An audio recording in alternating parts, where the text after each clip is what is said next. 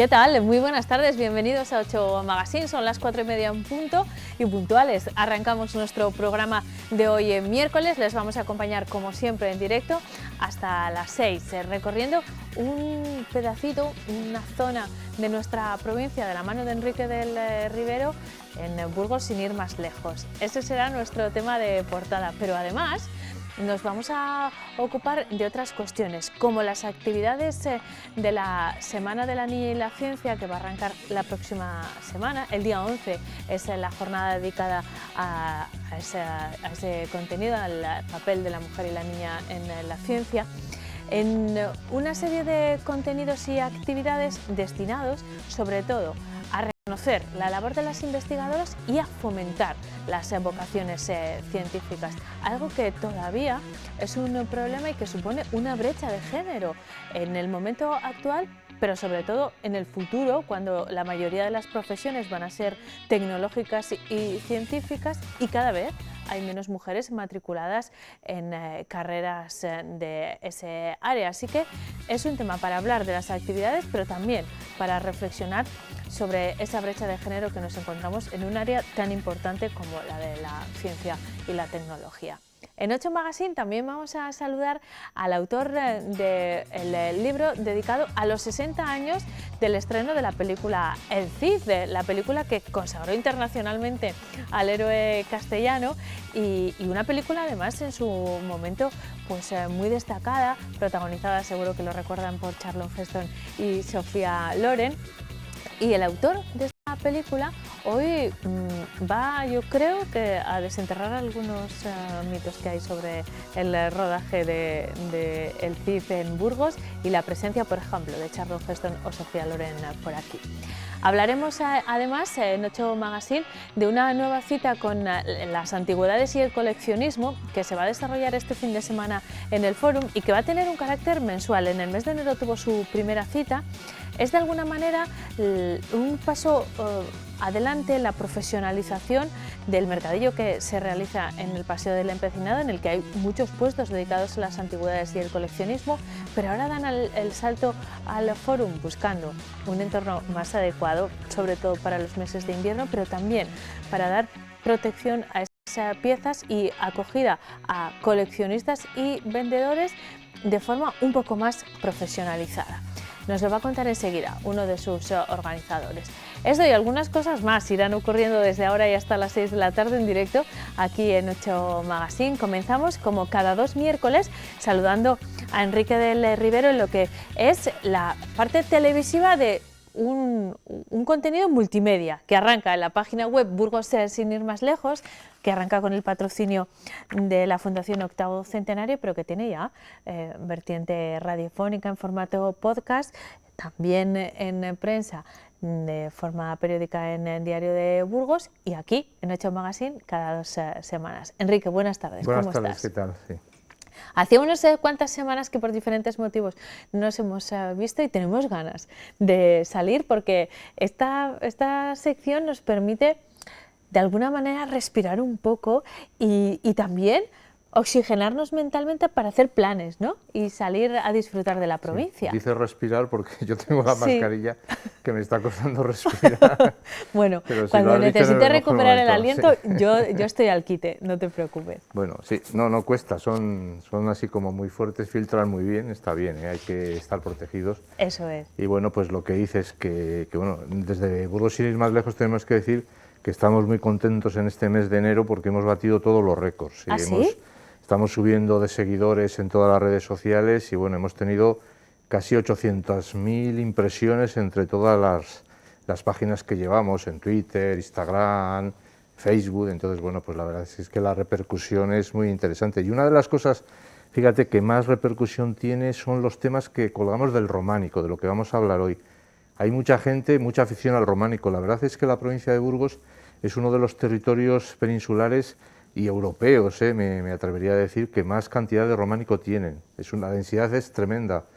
Sabemos que, como este programa igual no lo ven en Palencia presumen de tener mucho románico, pero bueno, nosotros... Ten cuidado que nos pueden ver por internet, ¿eh? Ya, bueno, sí, pero no voy a decir nada que no sepan pero ellos. El románico palentino es muy reconocido. Tiene mucha fama y está muy verdad. reconocido, y bueno, ellos tienen el románico Pero claro, es una provincia más pequeña, nosotros somos una provincia bastante más grande, muy extensa y tenemos muchísimo románico, de la misma calidad igual que el de Palencia, ¿no? Entonces, bueno, tenemos muchas zonas, tenemos las Merindades, la Bureba, las Loras, la Ribera del Duero, la zona del Esgueva, pero tenemos una zona muy cerquita de Burgos que merece la pena recorrer, que es lo de lo que vamos a hablar hoy, que es la Sierra de la Demanda, que es un núcleo, además, muy uniforme y que está, pues eso, a muy poquitos kilómetros unas iglesias de otras, y eso es lo que vamos a proponer hoy. Enrique, hoy vamos a ver imágenes de este románico en la sierra, una jornada en la que, por cierto, en esa zona se están alcanzando temperaturas extraordinarias, ¿eh? Sí. Lo veíamos en la previsión de forma excepcional solo la jornada de hoy, pero en este día soleado es estupendo para hacer una visita por esa zona, aunque podemos encontrarnos la sorpresa de hacer una visita al románico serrano, como vamos a ver en las imágenes que nos ha traído Enrique, y verlo rodeado, cubierto de nieve, así que también es una estampa estupenda. Pero sí. ¿hay un románico específico de esa zona con unas características específicas o es que hay una concentración importante en ese entorno? Hay una concentración importante y además hay un románico específico, un románico adaptado al clima habitual que suele haber allí, ¿no? O sea, es un clima más frío. Hoy es un episodio verdaderamente del que teníamos que estar preocupados, porque nos habla de ese cambio climático, que hay ahora 20 y tantos grados a principios del mes de febrero en Burgos. La verdad que no es una buena noticia, aunque luego, bueno, todos nos acostumbramos y hasta podemos disfrutar de ese solito, pero vamos, tenemos que estar preocupados. Y allí, por ejemplo, como normalmente nevaba mucho, hacía mucho frío, hay una característica que caracteriza a estos pueblos, por ejemplo, que son los pórticos, los atrios porticados. Y aquí tenemos 3 ejemplares muy interesantes.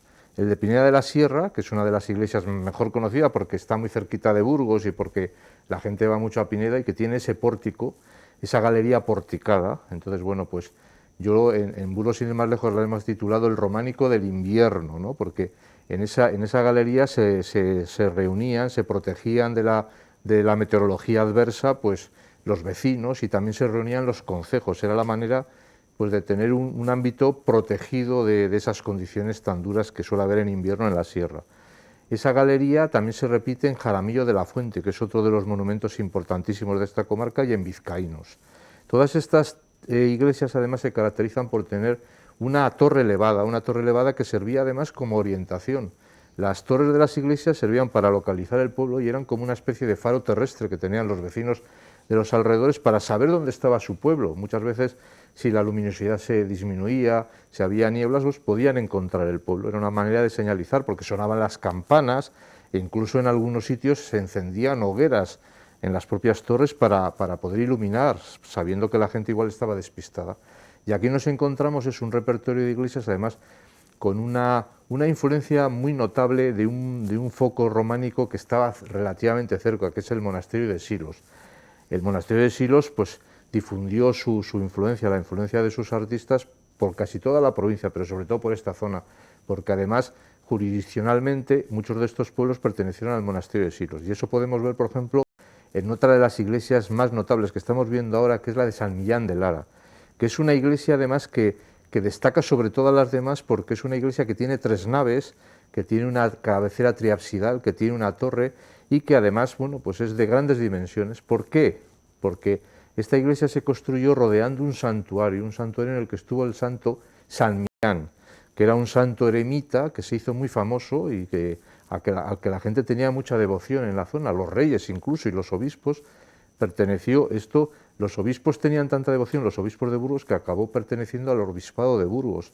El obispo, el abad de San Millán de Lara, era canónigo de la catedral de Burgos. Bueno, pues lo que estamos viendo ahora, por ejemplo, es la entrada a esa cueva. Había una cueva excavada en la roca y esa cueva se decoró con elementos más antiguos del románico, con elementos visigodos, mozárabes, prerromanos, ¿no? Prerrománicos, y luego se fue construyendo la iglesia porque había mucha peregrinación de gente.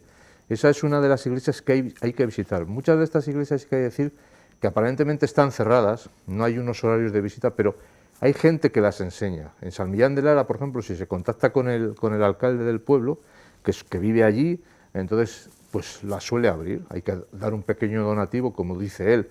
Dice, por lo menos para pagar la luz de la iglesia, porque si no la tiene que pagar el ayuntamiento. Y merece la pena entrar, porque para visitar la cueva. Lo mismo pasa en Jaramillo de la Fuente, que hay gente voluntaria que la enseña, en Vizcaínos y en Pineda. Entonces, bueno, pues es una ruta muy fácil de hacer porque desde Burgos se puede ir. Yo recomiendo salir de Burgos con dirección a los pantanos, ir a Pineda de la Sierra y luego cruzar el puerto del Manquillo y bajar buscando Vizcaínos, Jaramillo de la Fuente y San Millán de Lara.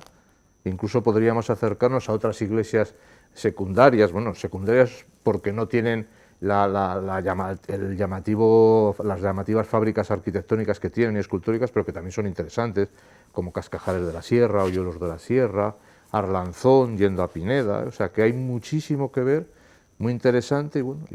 Enrique, las fotografías que nos has traído, que como siempre son de una calidad excepcional, y las imágenes en vídeo también, podemos apreciar detalles muy concretos de capiteles, de decoraciones, en los que me gustaría detenerme dentro de un momento, pero hay algo que me llama la atención, que no sé si tiene que ver con la climatología o con el origen de la piedra, que es común, pero tienen una tonalidad, todas las construcciones que nos has traído, muy similar, un poco un punto rojiza, ¿no? Rojiza, sí, sí. Es la piedra, estas están construidas con una piedra arenisca propia de la zona, entonces tiene ese colorido, ¿no? Entre arenisco hay algunas que tienen un toque también ocre, amarillento. Sí, un poco dorado, es verdad. Sí, es un románico dorado. Alguna de las iglesias la hemos llamado la iglesia dorada, ¿no? Porque es eso, es propio de esos materiales. La Sierra de la Demanda, que es un lugar donde hay muchos sedimentos y las rocas son metamórficas y son muy antiguas, entonces tiene estas características. La misma piedra con la que se han construido las casas de los pueblos, o sea que no desentonan las iglesias. Es una piedra muy buena, muy dura y que se trabaja muy bien, como en estos capiteles que estamos viendo, por ejemplo, de Vizcaínos, ¿no? En las torres de las iglesias, elementos como estos seres fantásticos. Aquí los amantes del románico pueden descubrir una iconografía variadísima, ¿no? de distintos elementos, vegetales, historias, animales fantásticos, grifos, arpías, luego los canecillos, también hay canecillos que son lo que sujetan los aleros del tejado, también con temas algunos eróticos, que eso era muy típico del románico, ¿no? La verdad que es un recorrido muy sencillo. Ya estáis viendo, por ejemplo, esta es la iglesia de Vizcaínos, ¿no? Con esa torre, la iglesia del invierno, que decía el románico del invierno, ¿no? Hay que pensar estos días de nieve. Estas fotografías son del año pasado, del mes de enero del año pasado, que verdaderamente hizo un enero invernal, que es lo que tenía que haber. Ahora tenía que haber nieve allí, ¿no? Entonces, bueno, pues eso es otro tema del que se podía hablar, de este cambio climático, de lo que puede alterar eso, ¿no? A toda nuestra vida. O sea, que tenemos que estar muy pendientes también de eso y ser responsables, que todos podemos contribuir a algo. No vale decir, esto es así, ya no podemos hacer nada. Todos podemos contribuir. No, y con gestos muy concretos en una sirena, consumo. mira, esta sirena que están viendo los espectadores, ¿sí? Es una representación del pecado, ¿no? Son esas sirenas, esas mujeres con colas y tal, y bueno, pues eso, luego escenas bíblicas, la adoración de los magos, que me parece que es esta. Y bueno, pues eso es lo que se puede ver, ya digo, una visita muy interesante. Enrique, y muy estamos fácil. viendo, porque otra de las cuestiones sobre las que estamos preocupados cuando hablamos de despoblación es la situación en la que queda el patrimonio artístico también, que lleva ahí siglos y que ahora, por efecto de la despoblación, pues está sufriendo un importante deterioro.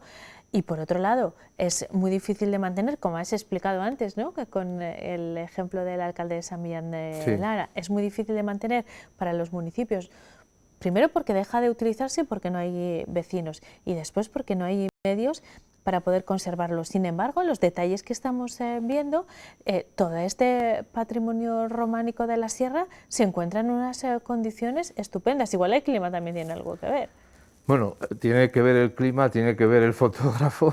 Tiene que ver el fotógrafo. Porque el fotógrafo ha ido buscando los elementos, pero desde luego hay un problema ahí, lo que dices es un patrimonio inmenso y se necesita dinero para cuidarlo. Por ejemplo, el alcalde de San Millán de Lara pues se quejaba eso, de que su iglesia tiene problemas de cimentación, de humedades, de filtraciones, ¿no?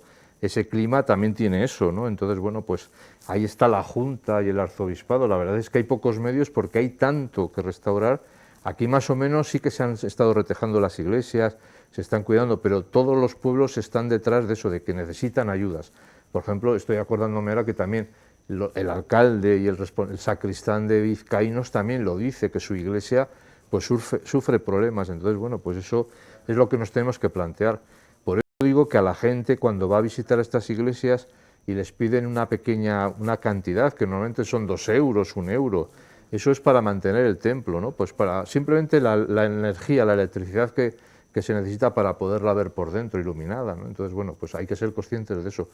Y tenemos que ser conscientes que para eso pagamos impuestos, y con nuestros impuestos lo lógico es que se restauren y se arreglen estas cosas. Está claro que la despoblación es muy difícil de frenar, ¿no? Pero bueno, quizá el turismo es lo que puede hacer que la gente vaya, valore y tal. Entonces nos tendremos que acostumbrar.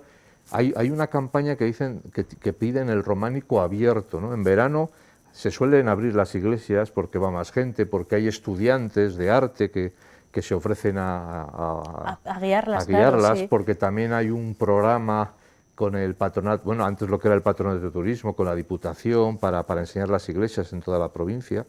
Y bueno, pues los burgaleses, nosotros, ya que amamos este patrimonio, lo que tenemos que hacer es visitar, cuando podamos, estos lugares, hacer nuestro pequeño donativo y verdaderamente mostrar a la gente que vive en los pueblos que su patrimonio es tan valioso que se va a ver, ¿no? Y eso es lo que hace que la gente lo valore, lo conozca más y lo proteja, y en el momento que haya cualquier deficiencia, pues avise, ¿no? Pero lo estamos viendo en estas imágenes, estamos ante una de las joyas de nuestro patrimonio. Son iglesias que tienen algunas casi 1000 años, como la de San Millán de Lara, y otras 900 años, 800 años, y es que así está toda nuestra provincia, tenemos joyas y joyas y joyas.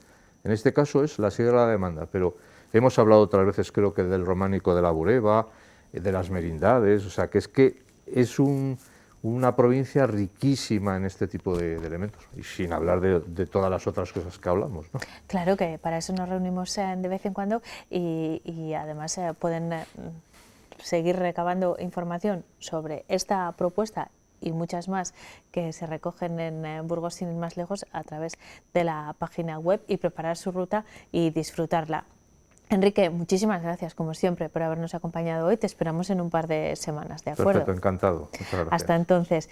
Me voy ahora creo que hasta la Real y Antigua, hablando de iglesias, porque hoy es el Día de las Candelas y es una jornada muy importante en algunos puntos. Vamos a ver dónde se encuentra Gerardo de Mateo. Gerardo, exactamente, ahora sí te vemos, ¿dónde te encuentras? ¿Qué tal? Muy buenas tardes. Pues hoy en Burgos, y más en concreto en Gamonal, en esta impresionante iglesia de la Real y Antigua de Gamonal, se celebra el Día de las Candelas. Un día espectacular, un día precioso, donde ya lo decía Jesús, ¿no? Dejad que los niños se acerquen a mí, pues lo vamos a poder vivir, porque hoy se rememora, es la Misa de la Luz, la concha.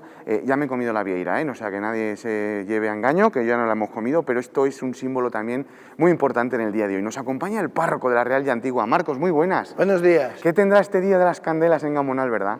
Pues fíjate tú, historia, tradición, fiesta, bueno, fraternidad.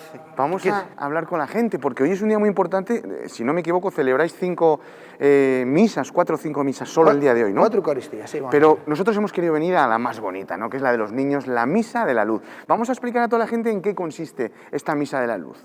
Bueno, pues se trata de que en esta Eucaristía todos los niños que durante este año pasado recibieron el bautismo, el sacramento del bautismo, hoy se les invita para volver a a rememorar ese momento. Entonces, bueno, pues el año pasado fue muy pobre y muy triste. Porque solo un niño, ¿no? Solo un niño, y porque le llamamos y le avisamos. Bueno, fue una cosa testimonial, ¿verdad? Pero bueno, se pudo hacer de todas las maneras, ¿no? Una situación muy compleja, ¿verdad?, que todos sabemos. Pero bueno, este año esperamos que venga más gente, que vengan más padres, y que se pueda recuperar lo que otros años hacíamos. La iglesia normalmente se llenaba, venían muchos niños, bueno, recordábamos ese momento importante de nuestro ser cristianos, en fin, sí. ¿Y por qué en Gamonal tiene esta tradición, esta Misa de las Velas? De la Luz, perdón. Pues porque es la Virgen de las Candelas. La Virgen de las Candelas, sabéis que hace referencia, la candela es la luz. Nosotros celebramos hoy, en este día, la presentación de Jesús en el templo. En el templo, exactamente. Y en ese acontecimiento ocurrió que Jesús le llevan sus padres al templo para presentarle, para oficialmente decir a todo el mundo religioso, no todavía religiosa, oye, que tenemos un niño más que forma parte de. En ese momento, ¿qué ocurrió? Que había allí un señor, un anciano, que se llamaba Simeón, y este anciano estaba esperando la gloria de Dios, estaba esperando reconocer al Salvador. Tuvo esa suerte de que porque era muy orante, era muy buena persona, se ve, ¿no? Por lo que cuenta el texto, ¿no? Sí. Y que Dios le hizo ese favor. Entonces fue al templo y en esa familia tan pobre, tan humilde, fue capaz de reconocer a Jesús. Y dijo, este va a ser luz para alumbrar a todas las naciones. Y de ahí viene el tema de la luz. Y fíjate, porque esto es, con los niños, hay que decir con los niños, el protagonista, porque van a ir pasando uno a uno todos estos niños para volver a rebautizarles, ¿no? Como nos decía él, para recordar eso. Han pasado 40 días, ¿no? 40 días desde el nacimiento, sí señor. Por eso también se hace hoy, celebrando esos 40 días. Exactamente. Y simplemente vendrán aquí. Eso es. Y saludarán, ¿no?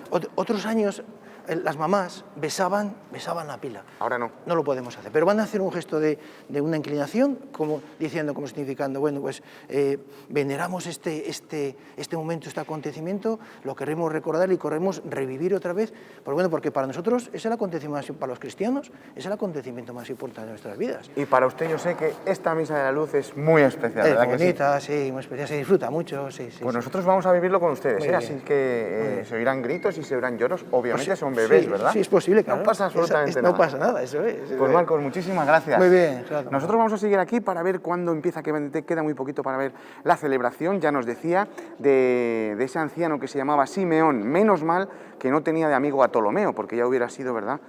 En fin, son cosas que pasan. En unos minutos volvemos porque esto está a punto de comenzar y conocemos a los bebés, a los papás y vemos de qué va este precioso ruto, el Día de las Candelas en Gamonal, fiesta grande. Pues en estos momentos se está produciendo esa Misa de la Luz con los protagonistas que, como veis, pues son todos los que tengo aquí. Son niños que han sido bautizados este año y queremos saber un poquito el porqué y esa tradición de traer a los niños el Día de las Candelas. Muy buenas. Hola, buenos días. Pues queremos saberlo todo, porque esta maravilla de niña hoy ha venido hace 40 días, ¿no? Nos decía el sacerdote en esta Misa de la Luz. En tu caso, ¿por qué? ¿Por qué venís? ¿Hay tradición? Cuéntame un poquito este día. Bueno, la tradición de venir a la Misa de la Luz el Día de las Candelas es una tradición antigua del barrio de Gamonal, precisamente de esta parroquia.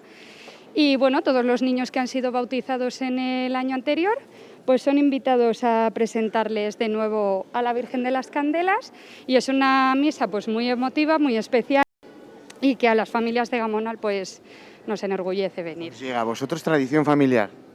Bueno, no porque mi familia es del centro, ¿no? Pero desde ahora, de hoy, sí. Desde que nosotros estamos en el barrio de Gamonal, desde luego, lo será.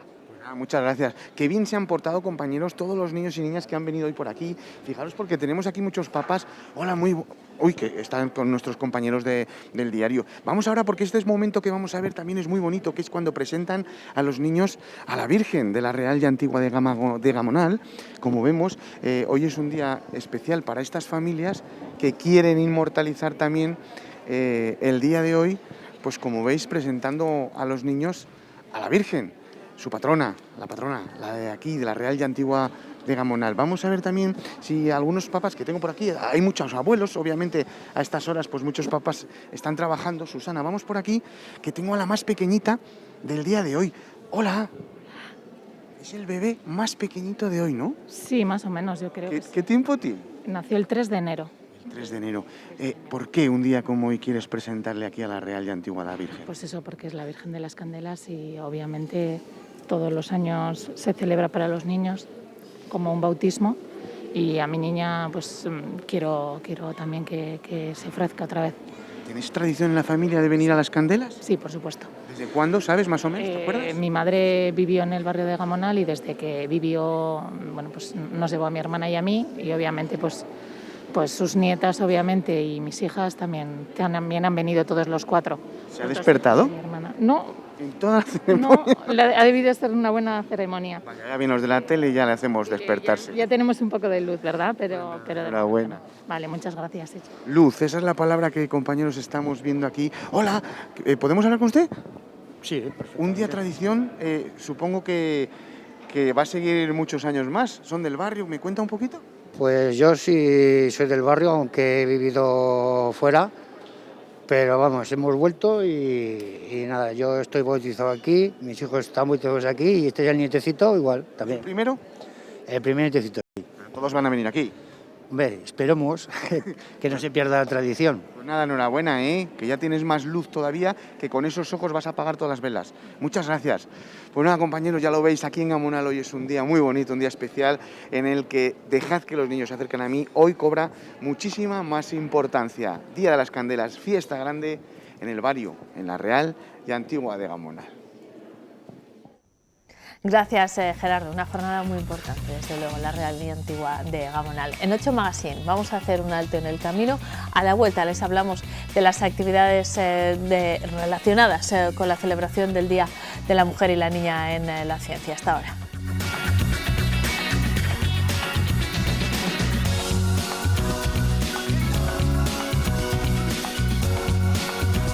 Son las 5:02 y estamos de vuelta en 8 Magazine.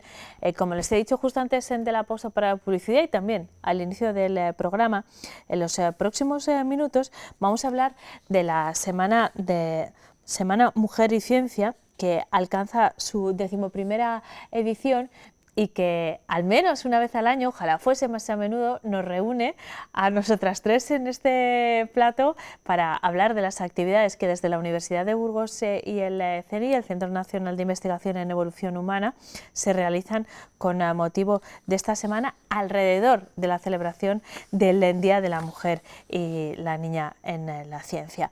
Así que un año más es estupendo reunirme con Isabel Soto, que es la responsable de la Unidad Científica e Innovación de la Universidad de Burgos. ¿Qué tal, Isabel? Bienvenida. Buenas tardes, Mónica. Y Chitina Moreno Torres, que es la responsable de la misma unidad, pero en el CNIE. ¿Qué tal? Buenas tardes, bienvenida. Muy bien, encantada de estar otra vez aquí. Decía que nos reunimos al menos una vez al año, llevamos unos cuantos años reuniéndonos con este motivo. Quizá deberíamos hacerlo más a menudo porque este es un tema muy importante a diario y vosotras que estáis en ámbitos divulgativos, científicos, educativos, lo sabéis mucho mejor que yo. Igual deberíamos hacerlo más a menudo, ¿no? Isabel, ¿qué te parece? En la tele digo, en los medios de comunicación en general, porque a vosotros sí que os preocupa a menudo. Sí, nosotros, como bien dices, sí que tenemos varias actividades desde el punto de vista de dar visibilidad a las mujeres investigadoras y promocionar, sobre todo en las niñas, la carrera investigadora. Pero sí que es cierto que solo lo que dices tú, prácticamente solo se habla del tema una semana al año, en concreto con motivo del 11 de febrero, que es el de la mujer y la niña en la ciencia, pero sí que debiéramos reunirnos más, sí, para hablar de este tema y dar más visibilidad en los medios de comunicación de él. Tendemos, Chitina, a centrarnos en las jornadas dedicadas a diferentes patologías o diferentes reivindicaciones, pero es verdad que en temas como este la reflexión debe ser desde todos los ámbitos, incluyo el de los medios de comunicación, porque dar visibilidad significa traer investigadoras, hacer entrevistas, dar referentes a las niñas, y ese es un trabajo de cada 11 de febrero y la semana alrededor, pero también de muchas otras semanas. ¿Hay suficiente presencia en la agenda en general? Bueno, yo hablo por nuestro centro y yo creo que en la universidad también pasa que no es que el resto del año nuestras investigadoras y científicas desaparezcan de los medios de comunicación o de las actividades de divulgación. Lo que pasa que sí que es verdad que en esta semana hacemos hincapié y solo contamos con ella, igual que el resto del año contamos también con los compañeros varones de la ciencia, o sea, los investigadores. Esta semana la dedicamos simplemente a esta figura de la científica y la tecnóloga en la divulgación y en la investigación, porque es la semana también que nos dedicáis más los medios de comunicación en este sentido.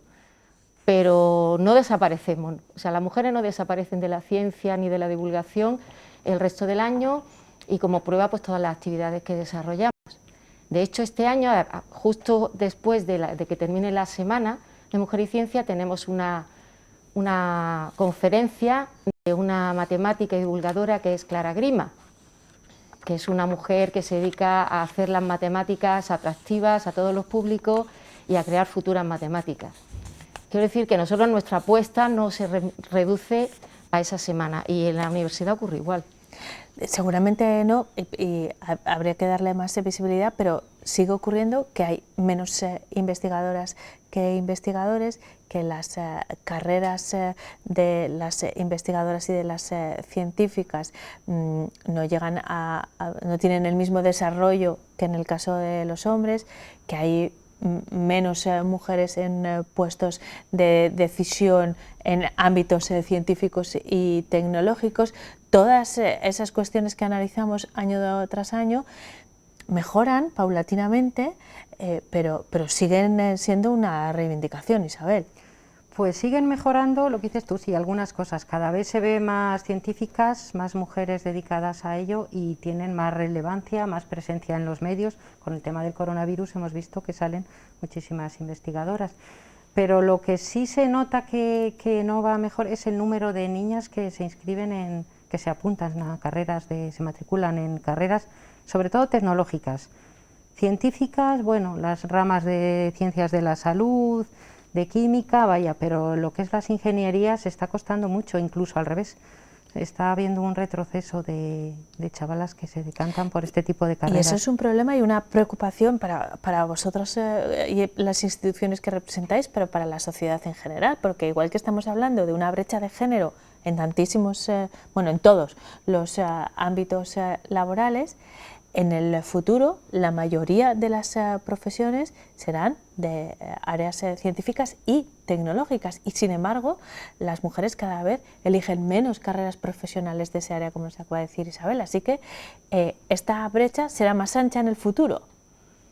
Bueno, hablar ahora de lo que va a pasar en el futuro yo creo que es un poco prematuro. Hay programas que tratan de minimizar o de frenar esa tendencia actual, como los programas STEM, que se dedican a hacer proyectos que involucran a niñas desde la secundaria para que vean que la tecnología no es el enemigo, que la tecnología es accesible, que todas las mujeres son capaces de desarrollar esas carreras, que pueden encontrar también satisfacción en ellas, que no son tan frías como se presentan y que además, como bien dices, cada vez la tecnología va a invadir más todas las áreas, incluidas las humanidades, porque vamos a tender a usar ordenadores para todo, la inteligencia artificial está ahí, en fin, que vamos hacia un mundo muy tecnológico. Y esa tendencia se puede frenar de muchas maneras, mostrando referentes, sobre todo, ¿no?, femeninos, para que las niñas puedan verse reflejadas, pero también programando actividades, y voy a las que programéis en la estación, Isabel, dirigidas directamente a las niñas y además con unas características muy lúdicas también, ¿no? ¿Qué habéis organizado este año? Pues mira, este año hemos organizado, como todos, varios talleres en la estación de la Ciencia y Tecnología, que es el lugar principal en el que hacemos este tipo de actividades junto con el ayuntamiento. Este año le hemos dado un pequeño cambio. Las actividades son tanto para niños como para niñas, porque bueno, también no queremos que los niños se pierdan el ver a referentes como son mujeres, porque lo que hemos cambiado es que los talleres los van a dar todos investigadoras. Queremos que tanto los niños como las niñas tengan un referente de mujeres de distintas generaciones, de distintas ramas de la ciencia y la tecnología, siendo investigadoras y llevando a cabo la carrera con mucho éxito. Tenemos talleres pues de todas las ramas, desde mujer y prehistoria para chavales de secundaria, cazacontaminantes, tenemos de chiquitectos para los más pequeñitos, en el que van a construir una casita sostenible, de nutrición, sabemos lo que comemos.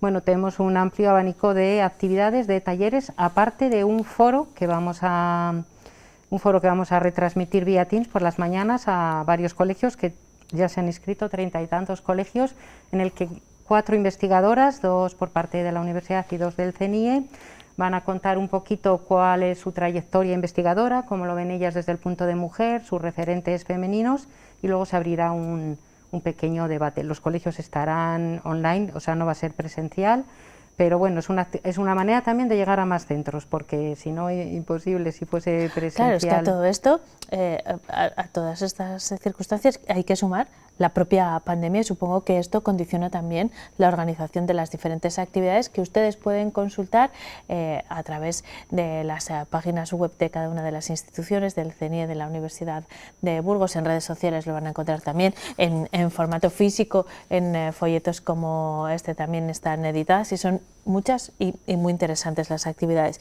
Pero me gustaría detenerme en el epígrafe que recoge a todas y que se basa en la cooperación, un concepto que va a estar muy presente en todas las actividades y que, bueno, aporta matices muy interesantes también desde la perspectiva de género. Chitina. Pues sí, porque lo que hemos querido transmitir en esta semana es que la ciencia no es una actividad individual, aislada, y que en el que se prime la competencia, aunque parezca extraño, ¿no?, que los científicos siempre quieren ser el primero, el mejor, pero en este caso, y como han demostrado pues, precisamente la pandemia, el COVID, o la COVID, como también se le dice, es que la cooperación hace posible que la ciencia avance más rápido y mejor. Y aquí quiero cogerle una frase a la directora del CNIE que me gustó mucho, que dijo que lo que estamos buscando son mujeres competentes, no competitivas, niñas competentes, no competitivas, porque al final la ciencia va a avanzar más rápido y mejor con el apoyo de todos. La cooperación entre estas instituciones también es un ejemplo, ¿no? Al final trabajáis desde el CNIE, desde la Universidad de Burgos, en absoluta coordinación para sacar adelante esta semana, también con el Ayuntamiento, como acabas de decir, pero bueno, es un ejemplo más de que se llega a más sitios y mejor, es un ejemplo, ¿no? Exactamente, que unidos, desde luego, pues llegamos a más. Colaboramos también en otras actividades, en la Noche de Investigadores, por ejemplo. Pues siempre es mejor hacerlo en conjunto que no repartirnos. Entonces, y la verdad es que estamos muy contentos con la colaboración. Las actividades se desarrollan entre el 7 y el 11 de febrero, la próxima semana completa. El 11 de febrero es la jornada dedicada a la mujer y la niña en la ciencia, pero las actividades, como digo, se desarrollan a lo largo de toda la semana. Yo, además de la documentación que facilitáis desde cada uno de vuestros centros con los temas que vais a abordar y las actividades, he consultado un estudio que hace el Ministerio de Ciencia e Innovación, que pone la labor de las mujeres científicas en cifras, y bueno, hablan de algunas tendencias positivas. Ya el 41% del personal investigador es femenino. Hay mayor presencia de mujeres según avanza la carrera investigadora, aunque todavía los hombres van por delante. También hay un incremento, una ligera mejora en la presencia de las mujeres en toma de decisiones, aunque todavía hay diferencia, pero hay retos importantes. Hemos hablado de la presencia de las estudiantes en las áreas STEM, que es tan importante en el presente y en el futuro.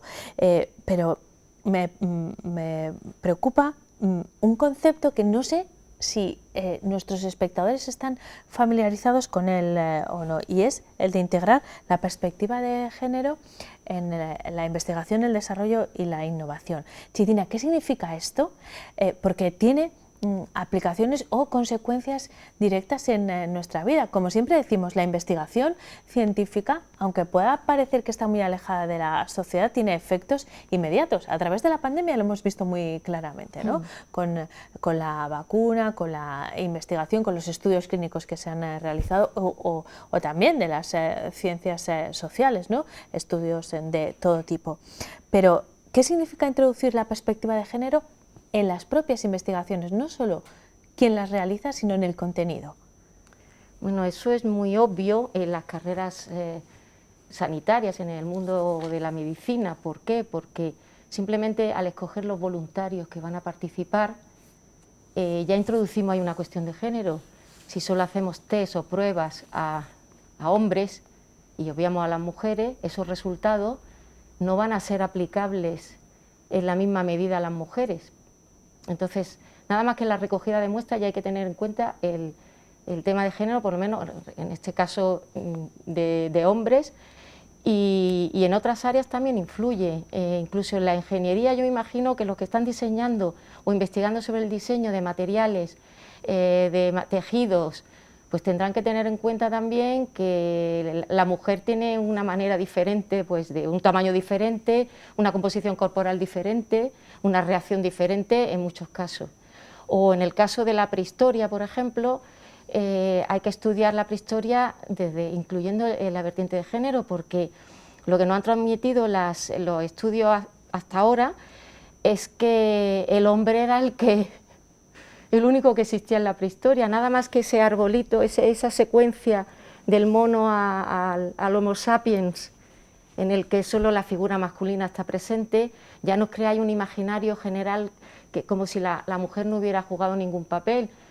Ahora se está cambiando eso, porque se está introduciendo el género como un elemento a tener en cuenta, y entonces pues ya no se dice que el hombre cazaba y la mujer se quedaba en la cueva, por ejemplo, porque se han hecho estudios y se sabe que se han encontrado restos en los que se ha podido estimar el sexo del resto y se sabe muchas más cosas y muchas más, como por ejemplo que es eso, que también podía estar involucrada en la caza, que no tenía por qué no estar fuera cazando exactamente, o que tallaba herramientas líticas.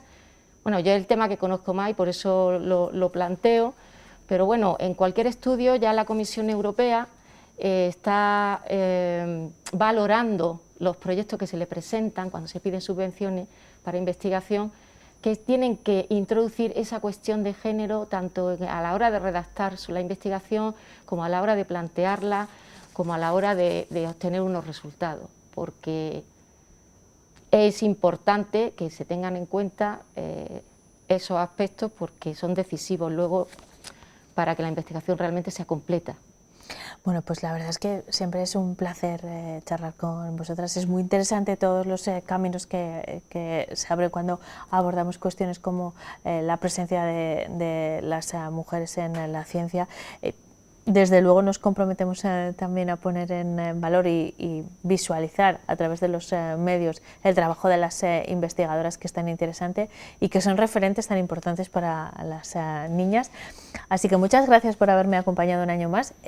Espero que nos veamos antes, pero si no, os esperamos aquí el próximo año para hablar de esta cuestión. Ojalá que para entonces las cosas estén mejor y sigamos celebrando este día, pero con más positividad año tras año. Isabel, Chitina, muchísimas gracias y hasta pronto. Muchas gracias. Yo querría terminar dando también las gracias a la Fundación Española para la Ciencia y la Tecnología del Ministerio de Ciencia e Innovación, porque gracias a ellos pues podemos realizar estas actividades de divulgación y otras muchas a lo largo del año.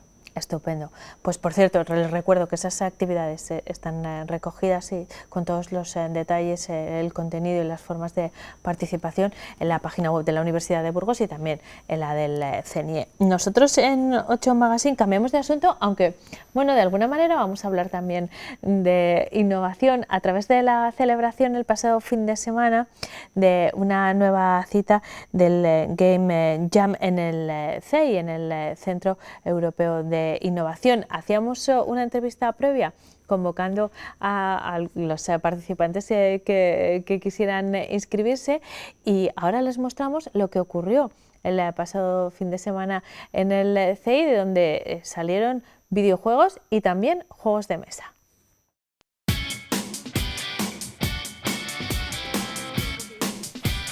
La Global Game Jam ha vuelto a su formato presencial después de la edición online de 2021, pero no a las cifras prepandemia.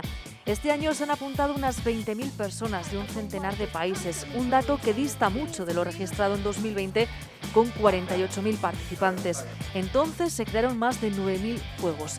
En la sede de Burgos, en esta edición, se han podido formar 2 equipos, uno online y otro presencial. Sí, está muy bien, además es una forma muy entretenida de competir, porque al final cada uno es fomentar la creatividad, vienen, jugamos, nos lo pasamos bien y bueno, incluso igual puedes llegar a salir algo. Es más pasión. A mí los videojuegos me encantan, pero aparte pues sí que es verdad que de vez en cuando pues me gusta también idear así un poco juegos, sobre todo pues claro de mesa, porque hice también un grado de programación, pero tampoco es que tenga un nivel muy bueno para hacer juegos, es complicado. Pero bueno, lo que son coger ideas, crear así pues pequeñas historias o sobre todo pues cómo jugar así con amigos para juegos de fiesta, pues no sé, me gusta pensarlo de vez en cuando. Digo, pues nada, aprovechamos para venir aquí. Hemos empezado siendo 5, lo que pasa que bueno, aquí la gente tiene libertad para ir y venir cuando quieren y pues nada, en este momento estamos los 3. Pero bueno, también porque hemos ido cambiando un poco el estilo del juego, pues ha empezado siendo pues eso, un juego desarrollado para ser programado, pero era un poco más complejo y de momento estamos con los juegos de mesa y al final pues nos hemos quedado con esa idea. Comenzaron el viernes con la idea de crear un videojuego, pero las 48 horas suponen un desafío. Decidieron entonces cambiar de proyecto.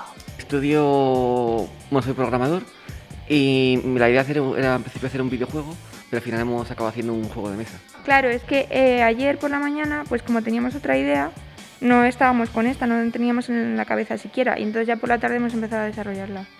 Y ahora estamos pues acabándolo. Yo creo que sí que vamos bien. No se dedican profesionalmente a desarrollar videojuegos, pero les gusta este mundillo. Simplemente que me daba curiosidad porque yo estoy empezando a programar y creía que me podía servir pues para ver un poco el mundo, cómo se trabaja, pero al final hemos acabado haciendo un juego de mesa que también nos aporta pues eso, trabajar en equipo, descubrir nuevos juegos que yo no sabía porque él sabe mucho de juegos, entonces sí que me ha servido también para aprender eso.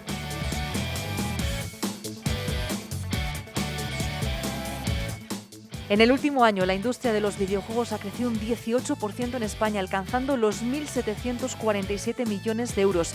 Y la de los juegos de mesa ha alcanzado unos ingresos de 90 millones de euros.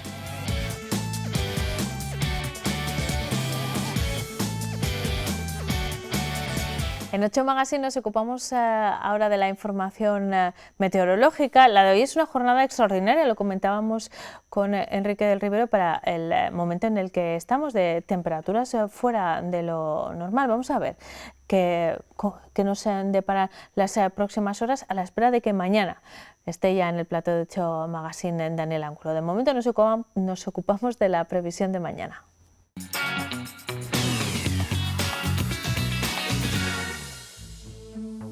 Este año la Candelaria no va a llorar, porque como vemos los cielos están despejados en toda España, ya que sigue el tiempo estable y seco.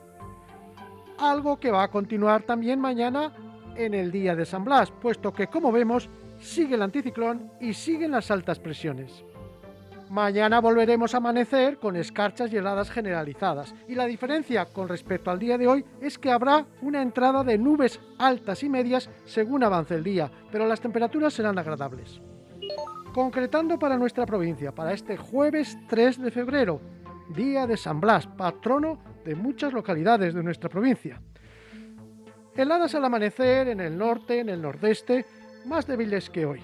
Y luego aumento de nubes altas durante el día. Temperaturas muy suaves a mediodía en las horas centrales, máximas de 15 a 16 grados incluso en la zona norte. Por el condado de Treviño, por la Bureba y por el este, también heladas mínimas de 2 a 4 bajo cero. Aumento de nubes altas según avance el día y temperaturas máximas sobre 14 o 15 grados en las horas centrales. En el centro y el oeste seguiremos hablando de esas heladas, de esas escarchas que vienen siendo tan habituales tanto en el pasado mes de enero como en lo que llevamos de febrero. Mínimas de 4 o 5 bajo cero. Luego a mediodía, eso sí, muy agradable, máximas de 14-15 grados y nubes de tipo alto, cirros, durante el día. En el sur también heladas, mínimas de 5 grados bajo cero, aumento de nubes altas según avance la jornada y máximas de 14 a 16 grados. En la sierra heladas, máximas de 16 grados y nubes altas por la tarde.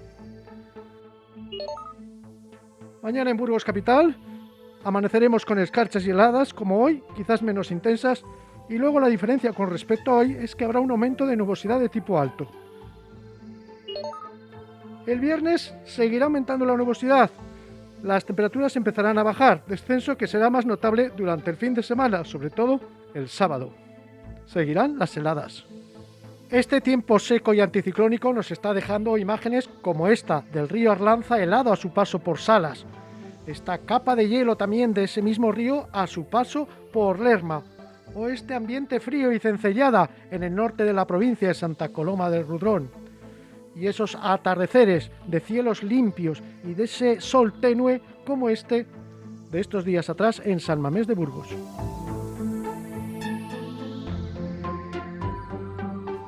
Mañana tendremos aquí en el plató de 8 Magazine a Daniel Angulo para hablar de la previsión meteorológica, pero también de otras cuestiones relacionadas con la naturaleza y el medio ambiente. Nos detallará, por supuesto, la previsión de cara al fin de semana. Eso será mañana. Ahora vamos a hacer un alto en el camino. A la vuelta hablamos de los 60 años de la película El de Cid y también del encuentro de coleccionistas y vendedores de antigüedades que se va a celebrar este fin de semana y que adquiere un carácter mensual. Hasta ahora.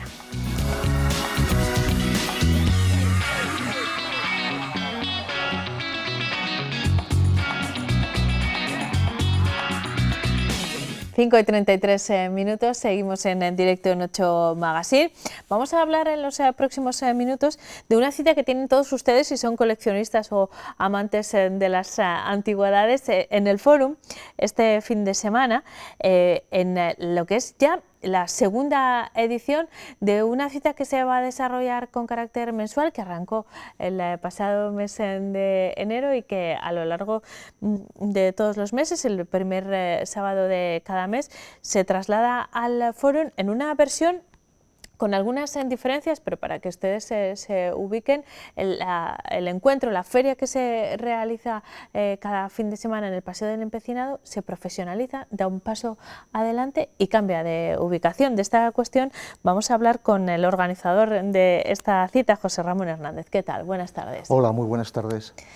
Lo de se profesionaliza igual no es muy correcto porque hay muchos profesionales que se dan cita en el Paseo del Empecinado, pero habéis querido darle un carácter distinto. Por un lado, un entorno más propicio para los objetos que se presentan y más cómodo también para vendedores y coleccionistas, sobre todo en invierno, si me lo permites. ¿Cuál ha sido el motivo que os ha llevado a esta frecuencia mensual y a cambiar de ubicación por el Fórum? Bueno, pues han sido varios factores, pero bueno, sí que es cierto que ha animado un poco la climatología.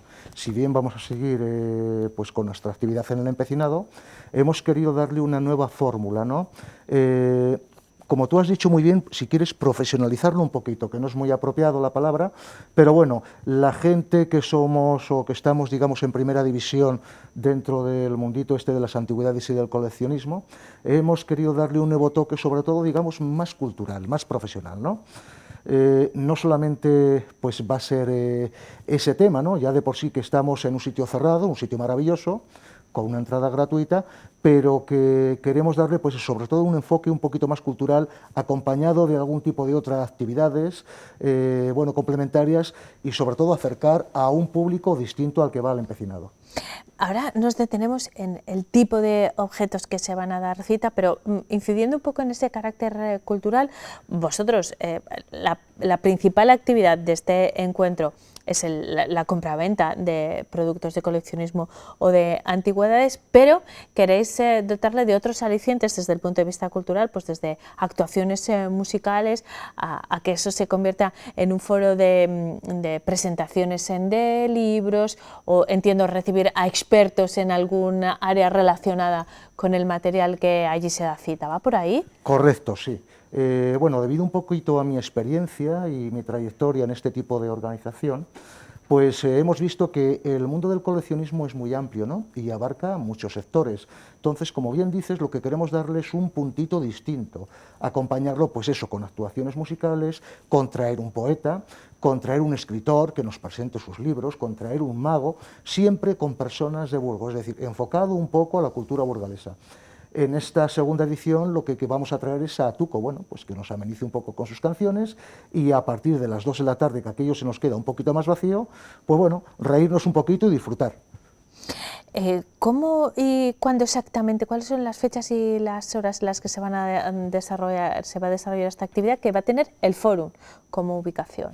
Bueno, la idea de este punto de encuentro, la idea de este encuentro de coleccionismo que bien llamamos, pues pretendemos que sea el primer fin de semana de cada mes, ¿vale? De momento de forma ininterrumpida si el fórum quiere, exceptuando el mes de marzo, que debido a la agenda del fórum, bueno, pues la sala no está libre y lo pasamos al segundo, al día 12. Y como te digo, bueno, pues vamos a tener un horario ininterrumpido de 10 de la mañana hasta 7:30 de la tarde. No paramos para comer y destacar de forma muy importante que la entrada es totalmente gratuita. ¿Qué tipo de objetos vamos a encontrar? 1001, todos los que quieras. Desde que el hombre es hombre y en Atapuerca ya coleccionaba bueno, pues los colmillos de los animales que mataba, pues el coleccionismo, como te digo, es muy amplio. Vamos a poder encontrar numismática, vamos a poder encontrar filatelia, vamos a poder encontrar bueno, pues los clásicos discos o vinilos de todo tipo, vamos a poder encontrar el Playmobil, juguete, Nancis, etcétera, etcétera, que está súper de moda, militaria, 100.001 cosas, o sea, sobre todo objeto pequeño, calendario de bolsillo, o sea, álbumes de cromos, que nos traen pues una pequeña, vamos a llamarlo, añoranza, ¿no?, hacia nuestro pasado, hacia nuestra juventud. Aquellos juguetes con los que encontrábamos, aquellas cosas que veíamos en casa de la abuela, bueno, pues vamos a poder disfrutar y verlas ahí en el fórum. Y desde el punto de vista de las antigüedades, porque hablamos de coleccionismo de objeto pequeño, ¿no? Correcto. Como decías, pero desde el punto de vista de las antigüedades hablamos de otras cosas. Sí, en el tema de las antigüedades, bueno, pues alguna cosita pequeñita, religiosa, etcétera, etcétera, ¿no? Pero pretendemos que sea muy distinto a lo que se hace en otras fechas en el mismo lugar, en el foro, ¿no? Que se traen grandes antigüedades, muebles, etcétera, etcétera. O sea, ahí no tiene cabida. Como digo, va a ser objeto pequeñito y objeto estrictamente coleccionable, salvo alguna pequeña excepción. Estamos hablando de compraventa y de intercambio también, que es lo característico de este tipo de encuentros, por otro lado, ¿no? Claro, cuando un servidor, cuando hacemos este tipo de encuentros, son 3 puntos. Uno, intercambio, ¿vale? Puede venir cualquiera, dice, colecciono calendario de bolsillo, puede traer sus calendarios de una forma altruista y puede intercambiar con otro coleccionista. Tenemos 2, la venta, que es importante para nosotros, para eso estamos ahí evidentemente, y tercero, el asesoramiento, ¿vale?, hacia una persona que allí viene, que tiene un producto en casa, que tiene cosas de una herencia y que dice, bueno, José Ramón, este artículo que tengo, ¿qué valor tiene, ¿no? ¿Dónde lo puedo vender? Y evidentemente está esa parte en la cual nosotros le asesoramos, le indicamos un poquito en cuanto a qué precios pueden estar y evidentemente si llegamos a un punto de encuentro, pues ahí estamos los profesionales para comprar. La palabra profesional es la clave en este caso, porque a veces pensamos que tenemos algo muy valioso, y lo es desde el punto de vista más sentimental, pero luego el mercado es el que marca el precio de las cosas, y eso hay que conocerlo. Para eso estáis los profesionales. Normalmente, bueno, alguna sorpresa habrá seguramente, José Ramón, pero normalmente nos llevamos algunas decepciones porque pensamos que lo que tenemos en casa es más valioso de lo que es, ¿o no? Claro, como bien dices, hay veces que uno se lleva una sorpresa, ¿no? Luego te voy a contar una pequeña anécdota muy rápido. Decir, tenemos una máquina de coser, creemos que tenemos un tesoro y realmente no vale nada, ¿vale?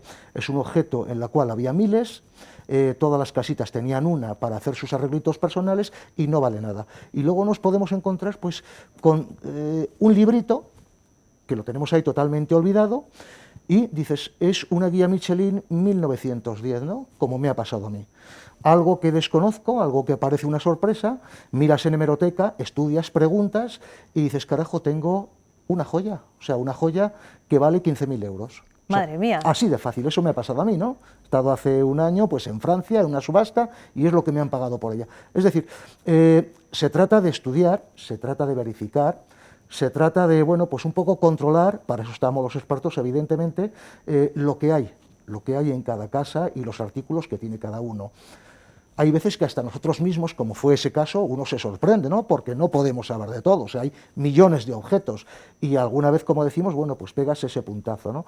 Pero es importante, pues eso, ir donde nosotros, que no vamos a engañar, es decir, que para eso está Internet, para eso uno se documenta y verifica lo que realmente tiene, y está claro que estamos para ganar dinero, pero evidentemente si vale 12.000 euros no podemos ofrecer a una persona 500, o sea, tenemos que jugar con unos márgenes comerciales. Bueno, y que como la todos. profesionalidad tiene también Claro, que ver con la correcto, honradez. Correcto. Ser profesional significa también ser Correcto. honrado. Pero antes de malvender, antes de tirar, como se hace en muchas casas, dice, hay calendarios de bolsillo, los he tirado todos a la papelera, hay álbumes de cromos, hay Playmobil, hay muñecas. Bueno, pues una Mariquita Pérez vale un dinero, ¿no? O sea, un dinero, y hay coleccionistas que lo siguen pagando. Y hay cuestiones también, al margen del dinero, como la propia afición por el coleccionismo, de la que muchísimas personas disfrutan mucho, y aquí van a encontrar una cita este sábado, pero también una cita cada mes, programadas hasta junio en el Fórum. Pues José Ramón, nos vemos en el Fórum. Muchísimas gracias. Pues muchísimas gracias por vuestra atención y ahí os esperamos a todos. Estupendo, hasta pronto, que vaya muy bien. Gracias, buenas tardes. En 8 Magazine cambiamos de asunto, vamos a escuchar... Hablando de economía, estábamos con José Ramón Hernández, pues vamos a conocer el índice de confianza empresarial que dio a conocer ayer la Federación de Asociaciones Empresariales y que marca la coyuntura económica. Nos lo resume Luis Ángel Rozas. Los empresarios comienzan a ver luz al final del túnel. El 63% de los burgaleses mejoró su facturación el año pasado, pero una tercera parte todavía no ha alcanzado el nivel previo a la pandemia. Más de la mitad de las empresas burgalesas han mejorado su situación económica respecto a la primera parte del año. Destacar que 2 de cada 3 empresas burgalesas han mejorado su situación en el año 2021 respecto al 2020. Con cifras de crecimiento de las exportaciones cercanas al 15%, aun siendo mejores que el año pasado, Burgos está por debajo de la media de crecimiento de Castilla y León y del resto de España. La situación aún está lejos de estabilizarse, ya que únicamente una de cada cuatro empresas, o sea, el 25%, obtienen un resultado en 2021 mejor que antes de la pandemia correspondiente al ejercicio 2019. Todavía, 1/3 de las empresas burgalesas reconocen que están peor que hace 2 años. Destacar positivamente que el 40% de nuestras empresas esperan mejorar y crecer durante este año 2022. Los mejores datos del pasado ejercicio los encontramos en el empleo. 1/3 de las empresas encuestadas en el índice de confianza empresarial de FAE aumentó su plantilla. En 2021 se estabiliza el empleo en nuestra provincia. Reseñar favorablemente que durante el año 2021 una de cada 3 empresas ha aumentado su plantilla. Habría que remontarse hasta hace 4 años para ver incrementos de empleo con cifras similares a las actuales. Para este año 2022, aunque el 40% de las empresas prevén crecer su actividad, este optimismo no se refleja en el empleo, ya que únicamente un 25% de ellas consideran que aumentarán significativamente el empleo. Pero aún no observan nubarrones en el horizonte. Existen importantes elementos de incertidumbre, como es el aumento de los casos de COVID en esta sexta ola. El principal problema que encuentran para este 2022 es la escasez y encarecimiento de materias primas. La falta de microchips, conductores y otras materias primas o productos procedentes especialmente de Asia es un problema grave para 2 de cada 3 empresas. Afecta a todos los sectores, pero destaca que tanto en la construcción como en la industria esta escasez está afectando al 80% de las empresas. Analizando más detalladamente el sector industrial, para el subsector del metal, el desabastecimiento llega a ser un problema que alcanza al 90% de ellas.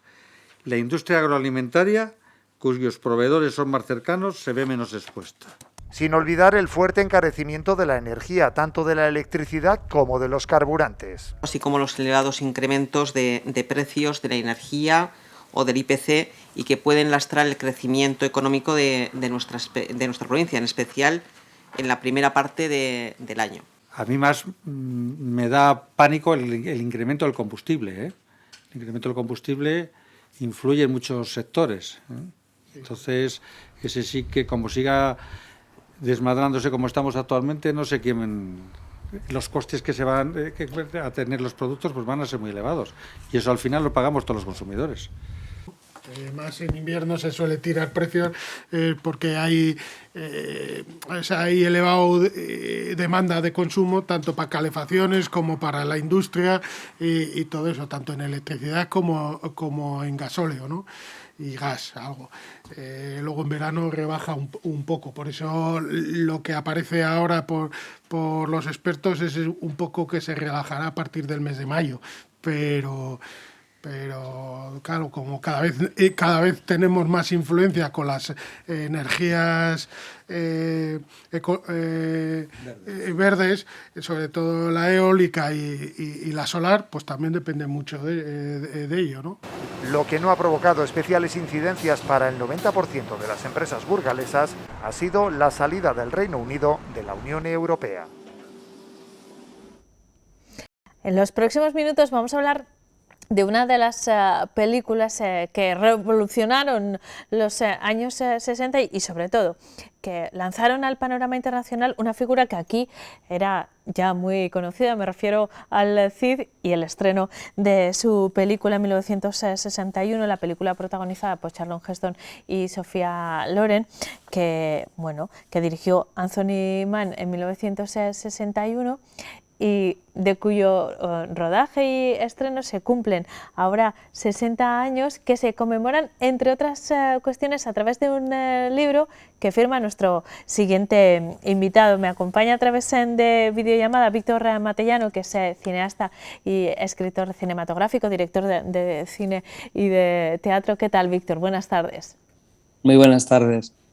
Nuestros espectadores no sé si te escuchan, pero yo no te oigo, Víctor. Vamos a intentar corregir eso, aunque muchos de ellos seguramente estuvieron en la presentación del libro. Hace unos pocos días estuviste en Burgos para hablar de este libro, El Cid, el libro del 60 aniversario, en el que se cuentan muchísimos datos sobre el rodaje de la película, que no fue precisamente fácil. Pero si te parece, vamos a empezar hablando de los protagonistas, de Charlton Heston y de Sophia Loren, y de su presencia o no en Burgos, que creo que fue uno de los puntos de interés el otro día en la presentación del libro, ¿verdad? ¿Cuándo estuvo Charlton Heston en Burgos? Si ha estado en Burgos alguna vez, ha estado de visita, pero desde luego no rodando el Cid. Y por supuesto Sophia Loren tampoco, pero es bastante común, en otros lugares donde se rodó realmente el Cid, porque en Burgos desgraciadamente no se rodó ningún plano, porque además pues no existían las localizaciones naturales, ¿no? Y además tenían un capricho bastante grande, que era el de construir un decorado pues lo suficientemente potente, ¿no? para impresionar a la cinematografía mundial, ¿no? Pero ha ocurrido que en otros sitios donde sí que estuvo el rodaje, vieron a Sophia Loren cuando a Sophia Loren no la habían visto en ese lugar. O sea, en Belmonte te dicen que han visto a Sophia Loren, y en Torrelobatón te dicen también que han visto a Sophia Loren, pero desde luego no la vieron rodando el Cid. Lo que pasa es que tenía una doble que era gallega y se parecía mucho a ella. Yo creo que ese recuerdo es el que ha perdurado un poco, ¿no? Pero bueno, cuando se cuenta un poco lo de que el Cid se rodó en Burgos, pues no hubo ninguna. Pero claro, obviamente el personaje está plenamente vinculadísimo a Burgos, es obvio. Es obvio, desde vinculadísimo. Luego.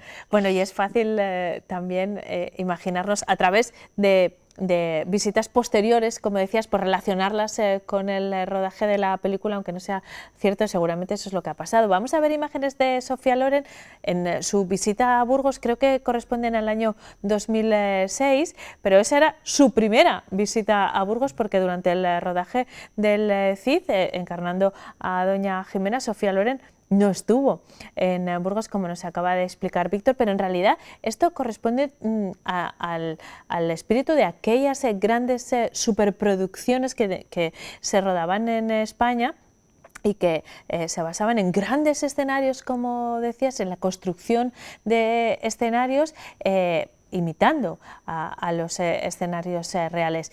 ¿Qué supuso el Cid en el panorama cinematográfico de aquel momento, de los años 60, Víctor?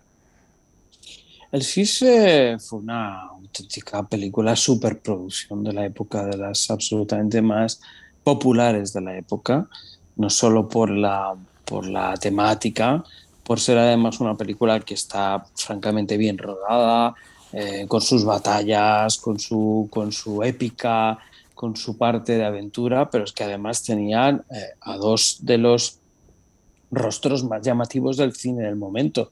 Por un lado estaba el actor que había encarnado a Ben-Hur y a Moisés, que era Charlton Heston, y por otro lado, Sofía Loren en ese momento era, digamos, una de las estrellas emergentes más grandes que existían, ¿no? Y en el caso de España es algo que nos impresionó bastante, ¿no? El hecho de que fue de todas aquellas superproducciones que se rodaron en hollywoodenses en España, fue la que más popularidad cogió y también la que más dinero hizo, ¿no? Aparte quizá de Espartaco. Entonces está dentro de las de Samuel Bronston, que eran producciones carísimas, en las cuales se gastaban todo el dinero posible y producciones además pues con mucho colosalismo, pues esta precisamente fue la más exitosa de todas esas producciones y fue también la que más se vio en el mundo. Y hay que entender que además contrataban muchísima gente, se contrataba muchísima peonada, se utilizaban muchísimos materiales, se daba a comer a muchas familias, se utilizaban muy bien y se fotografiaban nuestros paisajes y utilizando bien nuestra luz. Y además, vuelvo a decir, aunque no haya rigor histórico, no mucho, pero sí se ensalzaba un mito puramente patrio, puramente nuestro. En ese sentido, la figura del Cid, que en España desde luego y en Burgos en particular era muy reconocida y muy apreciada al margen del rigor histórico nuevamente. Víctor, ¿esto supuso la internacionalización del Cid como mito, ¿no? Como héroe? Sí, pasa completamente y sobre todo porque en su parte final, cuando entra lo de la leyenda, la cuestión de la leyenda, aunque la película lo dice, que ahí dice, y surgió la leyenda, y es en el momento que se abren las puertas de la muralla de Valencia, en este caso rodada en Peñíscola, y sale el Cid ganando la batalla después de muerto, ¿no? Y eso sí que ha quedado también muy claro de que debe haber una parte de mítica, pero sí que es el momento en el que se internacionaliza nuestro personaje y además de una forma pues con bastante, digamos, patriótica y gloriosa. Cuando es un personaje, sí es verdad que ha sido y es símbolo para muchas personas, pero por otro lado muchos historiadores decían que era un mercenario que trataba tanto con la parte cristiana como con la parte musulmana y que digamos que se vendía al mejor postor, que era un profesional de la guerra y un profesional digamos, de las pequeñas batallas, pero que no dejaba de ser un mercenario. Eso es lo que también se dice que históricamente puede haber. Pero hay algo que ya lo decían en Liberty Balance, en Quién mató a Liberty Balance, que cuando se forja la leyenda supera la realidad y la realidad ya no tiene tanta importancia. Víctor, ¿y cómo ha soportado la película el paso del tiempo? Sin hacer presentismo, porque hay que mirar la peli en su contexto, en el momento en el que fue rodada, sin duda, pero en algunos casos, sobre todo en las buenas películas, pues el paso del tiempo no les afecta. Vosotros que habéis tenido que revisar para el libro la película, ¿cómo la has vuelto a ver?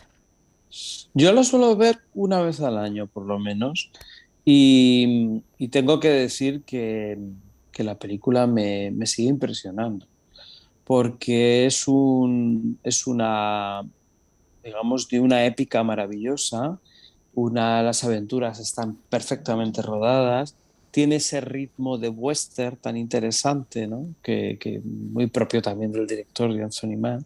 Pero por otro lado tiene una construcción dentro de la parte, digamos, discutible de lo ficticio, no ficticio de los personajes, tiene ese mundo de acercarse de forma íntima también a a Rodrigo y a Jimena y al resto de los personajes. Muy interesante la parte, digamos, más de culebrón de los reyes, de los hermanos de Doña Urraca.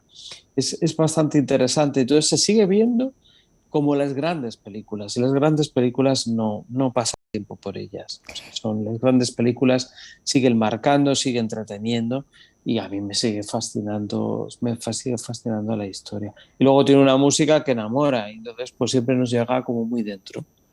Víctor, vamos a descubrir muchísimos detalles, curiosidades y anécdotas del rodaje que fue complicado en este libro, El Cid, el libro del 60 aniversario que habéis editado con la editorial Notorious, varios autores, pero déjanos en un minuto un cebo para ir a buscar más cosas al libro. Por ejemplo, fue un rodaje muy complicado, entre otras cosas, por la impuntualidad de Sofía Loren, ¿no?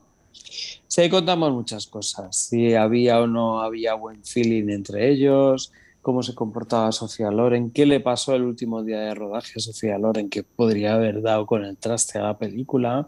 En fin, hay una serie de cosas que van a llamar muchísimo la atención, ¿no? De cómo se construye este tipo de películas. Siempre detrás de las películas hay grandes historias y muy llamativas. Bueno, pues yo les puedo decir que El Cid, como todas las películas, tiene dentro un making of de esos arrebatadores y que merece la pena leerlo y acercarse a él, además de lo que supone la construcción de una superproducción cuando Hollywood vino a España y fue España.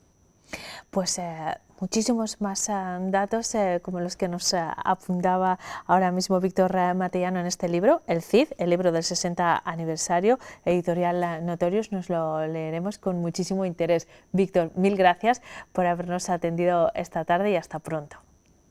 Muchísimas gracias, un placer. En 8 Magazine nos despedimos, llegamos al final de nuestro tiempo, pero volveremos a encontrarnos como cada día mañana a las 4:30 en punto para abrir nuestra tertulia, para tener historias de la Burgat y recibir a Daniel Ángulo a hablar de propuestas culturales. Será mañana. Hasta entonces.